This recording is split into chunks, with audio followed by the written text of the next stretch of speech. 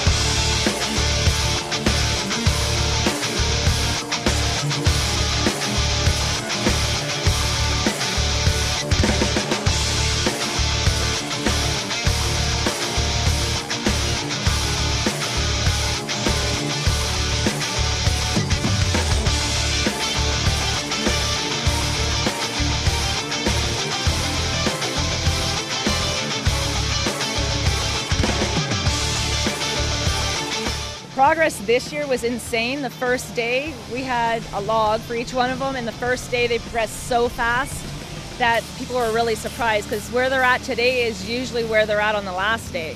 So that's the difference between world-class carvers and other events. Hi, I'm your host Kelly Shelf, and welcome to the end of day 3 here at the Chetwynd International Chainsaw Carving Competition.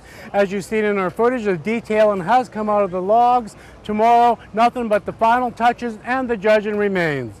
For Chet TV in Chetwynd, British Columbia, I'm Kelly Shelafu.